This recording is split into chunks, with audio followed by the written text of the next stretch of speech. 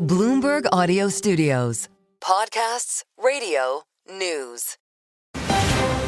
You're listening to the Bloomberg Balance of Power podcast. Catch us live weekdays at noon and 5 p.m. Eastern on Apple CarPlay and Android Auto with the Bloomberg Business app. Listen on demand wherever you get your podcasts or watch us live on YouTube.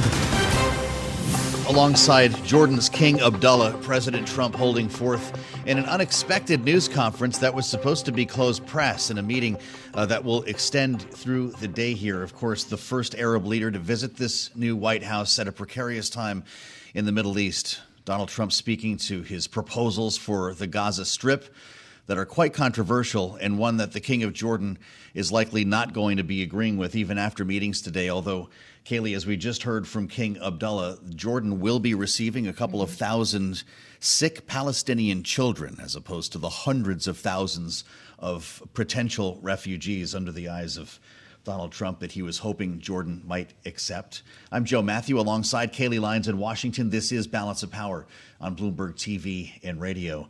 Interesting to have the media in the room for what was supposed to be a private conversation.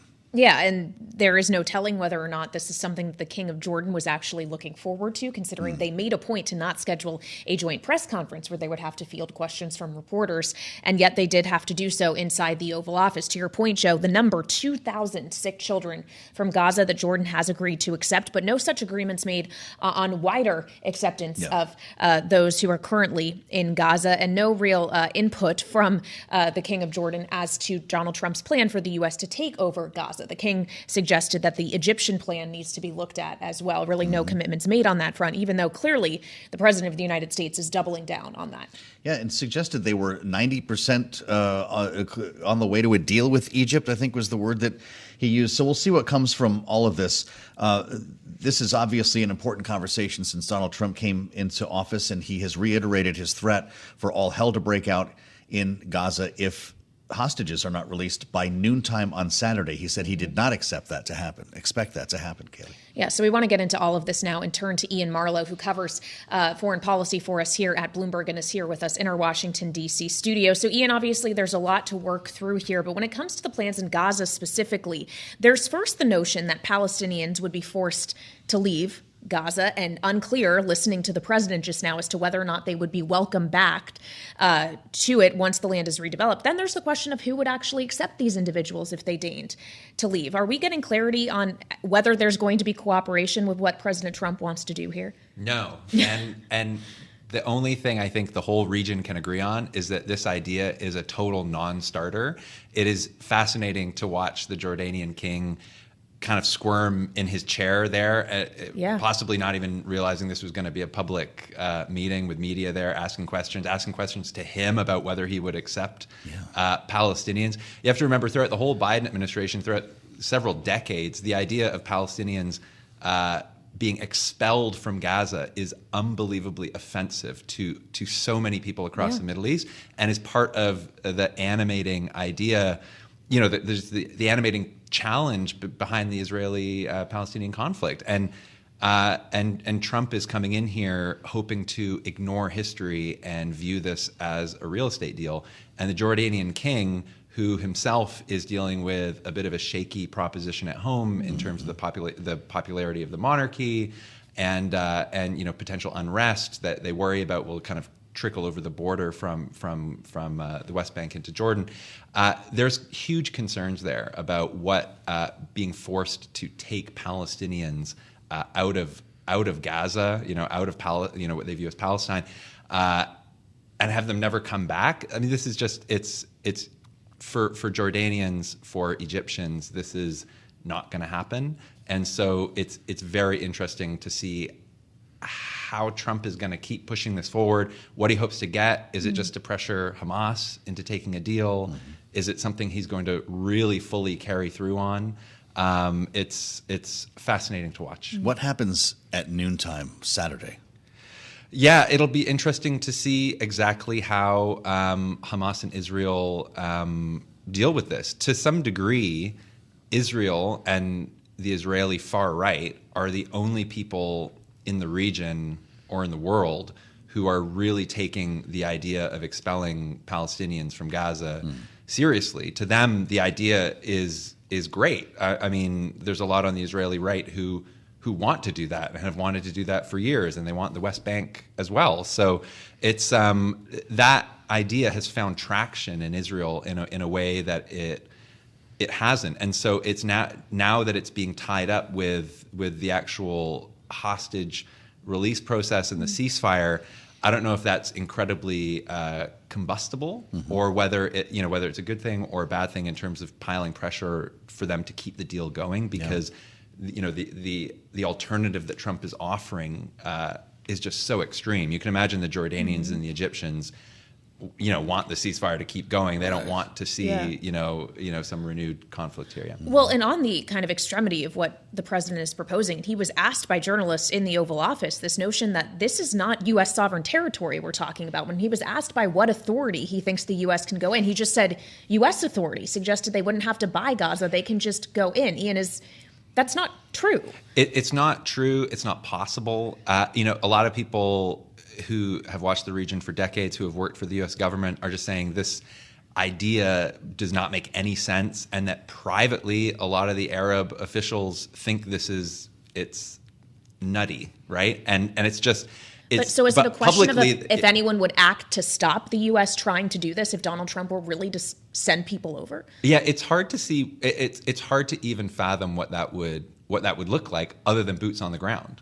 And boots on the ground is something that, a lot of people who voted for him, a lot of people, in his Defense Department don't really want to see. And so it'll be interesting to see what that looks like. I mean, Gaza is largely rubble now. It is a very complicated, tragic situation. And again, the White House is selling this outside the box thinking, and potentially, as the authors of the Abraham Accords that united parts of the region before in the last administration, maybe they have some track record thinking outside the box on this. But for many people who look at these issues seriously, it's hard to see how any of the logistics or mechanics or practicalities of this would work in any way at all. Right? Insights from Iain Marlow. Thank you, Iain, as always, reporting on diplomacy and foreign policy here at Bloomberg in Washington.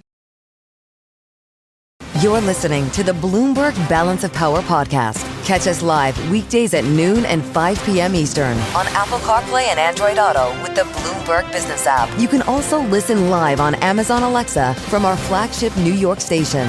Just say, Alexa, play Bloomberg 1130.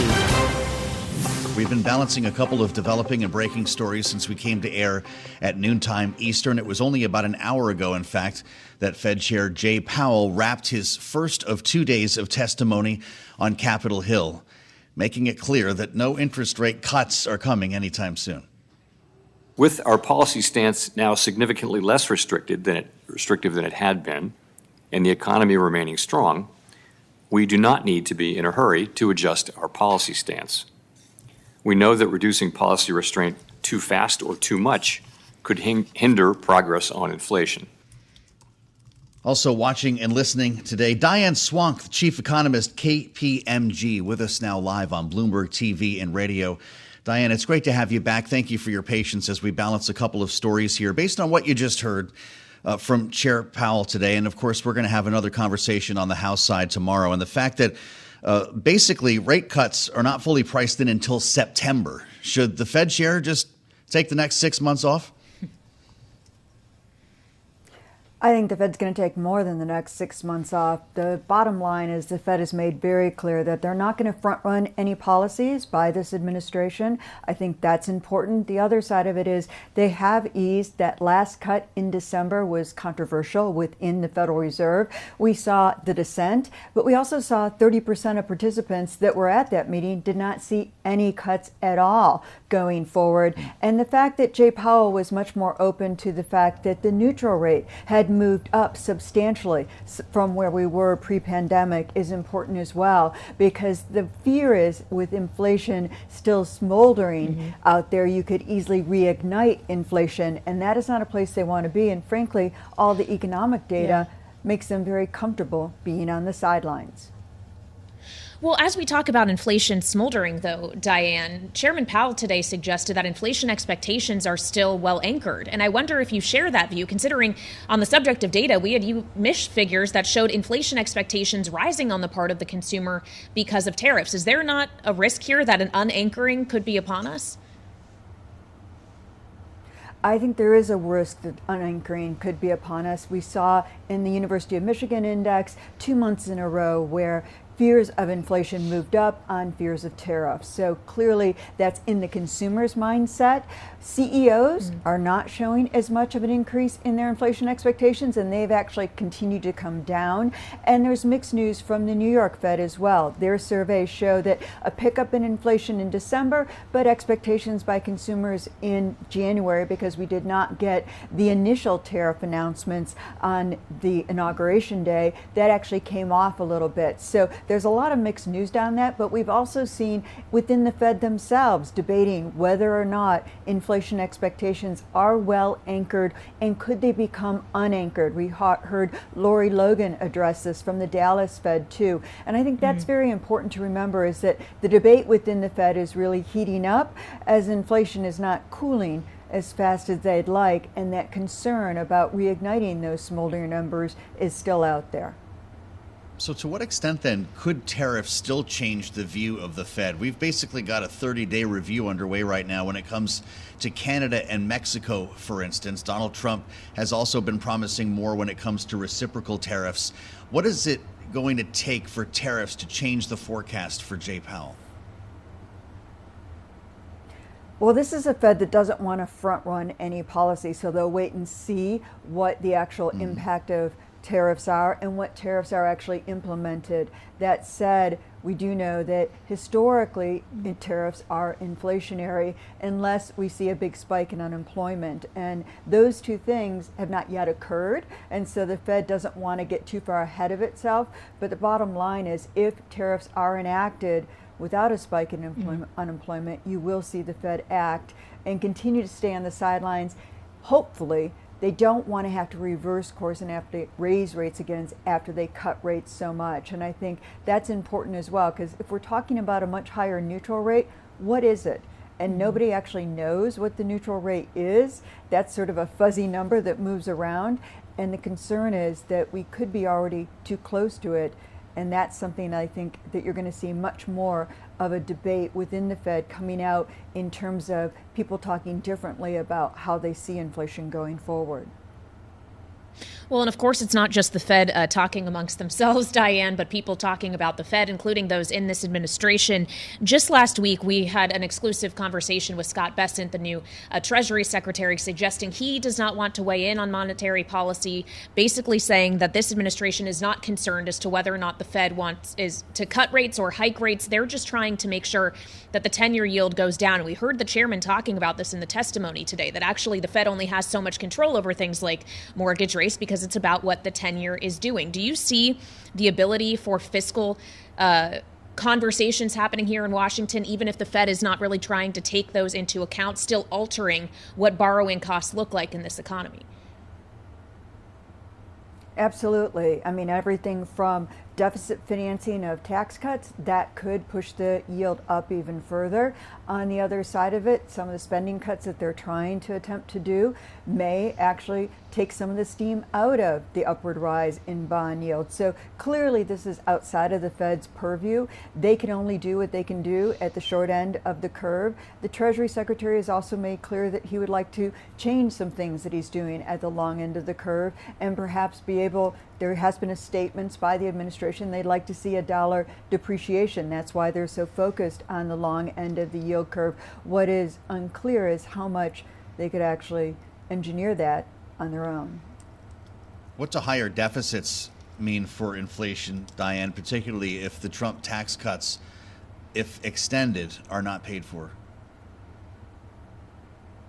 Well, the extension of the tax cuts alone aren't all that stimulative because we're already in place. So, falling off a cliff of not extending the tax cuts, that would be holding back the economy quite dramatically. What really matters is the composition of tax cuts going forward. Are they going to be just extensions and sweeteners for individuals, or will there also be some offsets on investment to try to offset any losses we see due to tariffs and the higher costs of tariffs?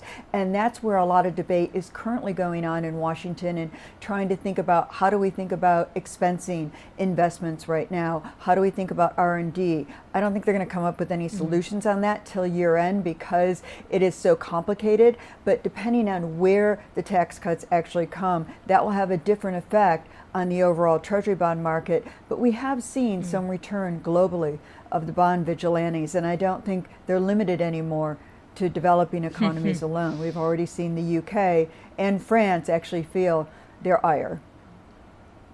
Well, Diane, obviously the argument the administration makes in favor of tax cuts is that it's going to juice growth. But I do wonder what realistically you think GDP growth expectations will look like if, yes, you get those tax cuts, or at the very least we don't fall off a cliff, but it's coming with tariffs, with changes in the labor market because of deportations from the reduction in size of the federal government. How does all of that come together as one big picture? Well, it really is an issue of sequencing what happens first and what matters first, because the tax cuts are likely backloaded into 2026 and 2027. So the upward effect on growth is in those years, while the suppressing effect of higher inflation and the immigration losses, that comes up front as well. It depends on how fast. Usually we see these things evolve very slowly, but the shock and awe that the administration has been going for to get faster economic results, particularly on the immigration front, could also have more damaging effects. We already have heard, certainly anecdotally, from a lot of firms that have said they're not able to do the kind of things that they thought they could because workers literally aren't showing up because of fear of deportation. So that has its own stagnating effect on the economy and its own drag on economic growth. It also cuts into our ability to grow, potential growth. And of course, we know immigration is a big part of the deficit in terms of lowering it, because immigrants pay into Social Security and Medicare, but they cannot collect it unless they ever achieve a green card or actual U.S. citizenship. All right, Diane Swonk helping us look at all the different pieces of this puzzle. Chief Economist at KPMG, thank you for joining us here on Balance of Power as we watch from Washington the testimony Jerome Powell gave on Capitol Hill earlier today. You're listening to the Bloomberg Balance of Power podcast. Catch us live weekdays at noon and 5 p.m. Eastern on Apple CarPlay and Android Auto with the Bloomberg Business app. Listen on demand wherever you get your podcasts, or watch us live on YouTube. Good to have you with us here on the Tuesday edition of Balance of Power on Bloomberg TV and radio. I am Joe Mathieu alongside Kailey Leinz in Washington, where Donald Trump today is meeting with the King of Jordan. We'll keep eyes on what may come from their continued meetings. They already allowed reporters into the Oval Office for a while. Not too much news, but Jordan has agreed to take a couple of thousand sick Palestinian children as Donald Trump looks for more help in resettling Palestinian refugees. I'll tell you what, though, when it comes to the executive actions, Kailey, that we have seen from this White House, the courts have been very busy. USAID employees are suing. Universities are filing over NIH funding cuts. Public citizen claims, foreign aid freeze, labor unions filing a challenge over the Doge. Just got another ruling here. Doge remains temporarily blocked from accessing Treasury data.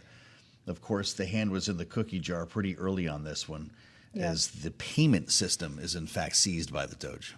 Yeah, or granted access to. And a federal judge had already earlier this week or over the weekend ruled that they cannot have access to that system. Then there was concern on the part of the government. The Department of Justice countered, saying that actually they were cutting off Treasury officials' ability to access the system as well. So it's a bit of a revision to the restrictions from the federal judge. Leadership at the Treasury is now exempted. Doge can still not get in. But obviously that probably only does so much to pacify those concerned or to alleviate what the administration is saying is the courts acting in a way that they should not be exercising authority over executive power. It's an interesting moment here, as we saw in the first Trump administration and now in the second, just testing a lot of ideas in the courts as Congress watches along. That's where we start our conversation with our signature panel. They're back today. Rick Davis, partner at Stone Court Capital, Republican strategist and Bloomberg Politics contributor, alongside Democratic analyst Jeanne Zaino, Bloomberg Politics contributor and political science professor at Iona University. What do you think here, Jeanne? It was a read-only, as we understand it, read-only access to the Treasury's payment system and personal information that was tied to it. The judge is keeping guardrails up here. Will the courts be the answer, the check and the balance to this Trump White House if Congress will not be? They are trying to be that check. I don't know if it will sustain long term because, of course, we have a vice president who just the other day said they can rule and, we may not listen to those rulings. And that has set off this real concern that we will see a constitutional conflict like we've never seen between the executive and the judicial branch. But the reality is the judge is right about this. When you look at the Treasury, the issues of privacy, cybersecurity, the constitutional issues, the security threats arising from what has happened by letting people who have not been properly vetted and who are not nonpartisan civil servants have access to these systems is incredibly dangerous, not to mention the fact that it is Congress who the Supreme Court has long agreed authorizes the funding, and it is not the will of the Treasury or the executive branch to decide when they listen and when they don't. That is long set in American constitutional law and should not be upended by people who have not been elected or anyone else, quite frankly. Well, so to Jeanne's point, Rick, obviously we can look at each of these cases and the judge's rulings individually, whether it's USAID or NIH related, if it's birthright citizenship. But all of this broadly seems to be about a question around the Constitution. Do you sense that there is a kind of constitutional crisis brewing just weeks into this administration? No, not at this point. I'm not exactly sure how much of this is constitutional and how much of it's not. I am not a constitutional expert, so my own layman's point of view is that this is actually a strategy that the Trump administration is actually trying to foment, which is let's poke around and see whether or not we can extend the power of the executive branch by treading on some of the things that have historically been the purview of Congress, and even in some cases, the judicial system, and then let the judicial system tell me whether I'm right or wrong.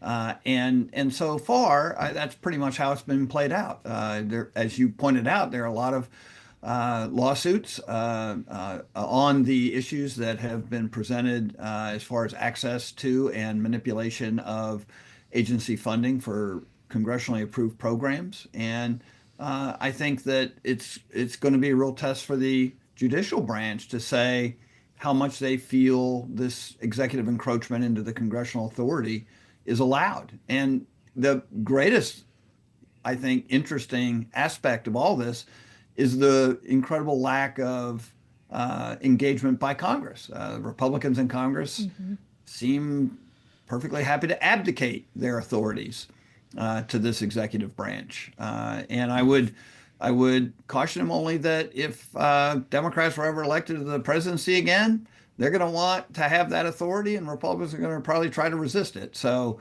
you're putting yourselves in an interesting position of having to cede this temporarily to this president, and no telling who's going to be the next president and whether or not you're going to want that to happen again. So I think we're creating precedent more than breaking constitutional mandates, but I think the courts are going to tell us just how far this administration can go. Well, how about Democrats in Congress, Jeanne? Is Hakeem Jeffries the right leader for right now? He's the leader we have. Democrats don't have a lot of, they're not empowered really to push back. They are trying to do some of that. There is a lot of disagreement in the Democratic Party on how best to do that. And I think we're going to see that play out, particularly when it comes to raising the debt ceiling, when it comes to the funding for this year. One of the problems is that Democrats have long sought protection in the courts, and that is not a viable solution for a political party. So they need to win the hearts and minds of the voters. These cases that are going up through the courts will continue to go up. But I would just say that what's changed on the part of the Trump administration here is the rhetoric. In the past, they have appealed decisions they didn't like, but accepted the rulings. What we have heard from J.D. Vance, what we have heard from Elon Musk, even what the president hinted at, which has gotten people very concerned about a constitutional crisis, is the idea that judges have stepped over their skis on this. They don't have the power to set limits on the executive branch. And if they try, we may, meaning the Trump administration, not listen to that. That is, if it happens, a constitutional crisis like we've never seen before in the modern era. And that's what's got people concerned. So far, they have listened. But when it gets to the final arbiter, the Supreme Court, if they choose not to listen because they don't like the outcome, that is a constitutional crisis. And that is something that, in American history would put us in unprecedented times.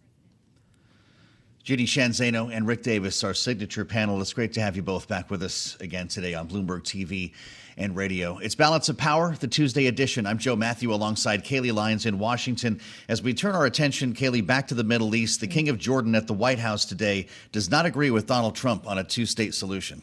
Yeah, not willing to buy into the U.S. taking over Gaza idea either. Right. We're going to get into that with a former ambassador to Jordan. David Hale is on his way in next on Balance of Power on Bloomberg TV and radio.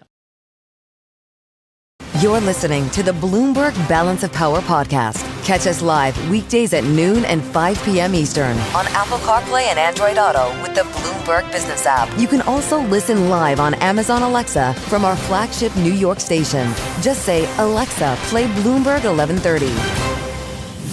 Kailey Leinz alongside Mathieu here in Washington, where an important meeting has taken place today at the White House between President Donald Trump and King Abdullah of Jordan, with much on the agenda. And in fact, the two sitting down together in the Oval Office and welcoming press in, despite our previous understanding that there would not be press involved in much of this meeting. No joint press conference was scheduled, and still the two of them fielded a number of questions from reporters about Donald Trump's plans for Gaza specifically and the role Jordan would play in them. Here is a taste of what President Trump said about his vision. It's not a complex thing to do. And with the United States being in control of that piece of land, a fairly large piece of land, you can have stability in the Middle East for the first time. And the Palestinians, or the people that live now in Gaza, will be living beautifully in another location. When asked by reporters if he planned personally to help develop portions of Gaza, the president said no. And so we're glad to bring you a voice of experience on this matter, and someone with great experience in the region. David Hale is with us, global fellow with the Wilson Center, former Undersecretary of State for Political Affairs, and most importantly, former ambassador to, yes, Jordan, along with Pakistan and Lebanon. Mr. Ambassador, welcome. It's great to have you with us here today on Bloomberg TV and radio. You know the stakeholders here, and I wonder, before we get to some of the substance, what you make of this move to bring the press pool into the Oval Office for what was supposed to be a closed press meeting. Is this all part of the pressure play?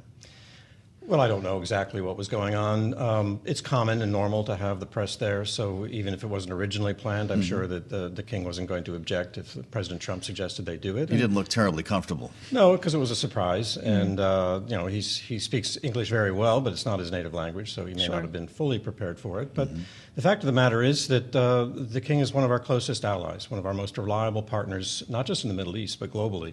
And the conversation that they undoubtedly had was potentially quite consequential.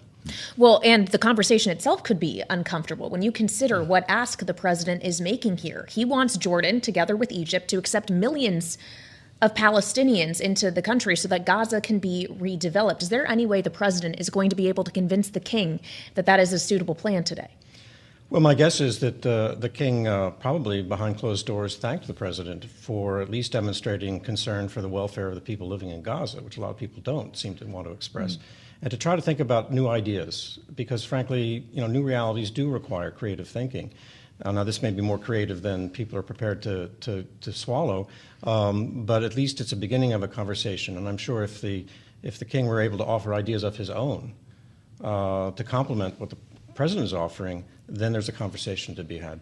So that's my question for you. They're back behind closed doors now. To what extent can King Abdullah bring Donald Trump into his fold and talk about the stakes in the region and why this may be asking the impossible? Well, again, in my experience, a lot of presidents, and I don't mean this as criticism, it's understandable, don't necessarily know all the details and all the problems that led us into these dilemmas that we face, like today. So that's one task, I think, for the king, is to explain the realities on the ground. And for Jordan, there are two realities.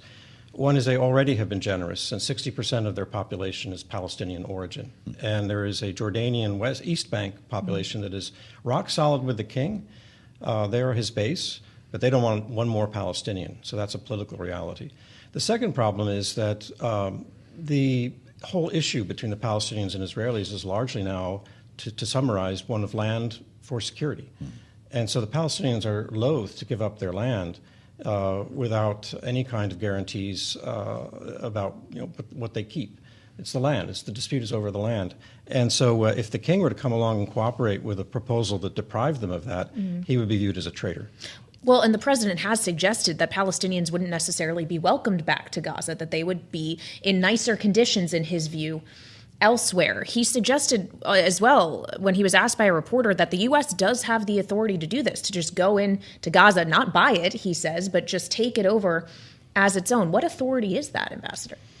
Well, the legal status of Gaza is a little bit nebulous anyway. It's not just a matter of law or authority, but also what our interests are. And I think our interests are to work carefully and wisely with the Israelis, the Palestinians, and the Arabs to come up with a solution that will improve the welfare of the people living in Gaza, but also get us back on a path toward finding a durable solution. The president indicated in a conversation with reporters last evening that he would be open to threatening, at least, to pull some funding from Jordan. I don't know if you take him at his word there, but what would we be talking about? To what extent does Jordan rely on U.S. funding? We certainly know how it relies on military support. Right. We provide over $1 billion a year to Jordan, so it's quite substantial, but we do it because it's in our interest, not necessarily because it's in Jordan's interest. It is, of course, as well. But we do it because the King of Jordan and the government of Jordan and the army and the intelligence services are solid partners. This is an island of moderation on Israel's eastern border. And if we put in jeopardy that support, it puts in jeopardy the stability of the monarchy. And I think that would be an extremely dangerous course to take. Well, and we should remember as well, last year when Iran sent the barrage of missiles and drones over to Israel, it was the U.S. and U.K. that were helping take those down. But Jordan air defense, Jordanian air defense was involved in that too. Obviously, that is just one of the players we're talking about here, though. There's Egypt as well. And King Abdullah said, we need to see the Egyptian plan too. Are they on the same page, the two of them together? Will Egypt be viewing this any differently? Well, Jordan will probably seek an Arab consensus for any outcome, and obviously it may serve his purposes to hide a bit behind the absence of an Arab consensus to support this. It's the Saudis who will really matter, and they've already rejected this proposal. But, you touched on a very important point, which is that Jordan is an ally of ours in dealing with the Iranian problem. And so a lot of this is, frankly, a distraction from the real issue, which should be strategically, how do we do something that permanently puts Iran the reversal of fortune that Iran has suffered. How do we make that permanent? And Jordan has a big role to play and a lot at stake in that. And so I hope they're also discussing some of those issues. Ambassador, this is all further complicated by Donald Trump's threat for all hell to break out again, starting at noontime Saturday in Gaza, if hostages are not released. He indicated just now he doesn't expect them to be released. To the extent that you know King Abdullah, what does he make of talk like that? And what might Gaza look like at noon on Saturday? Well, my interpretation is just, as valid as anyone else's, but was that the president was speaking about his expectations of reality. Not necessarily that he was threatening that or he wanted that. But that would mean the ceasefire agreement is out the window. that he believes that if we don't finish phase one, there won't be a phase two. Yes. And if there's no phase two, there will be a resumption of the war. So that's a statement of fact.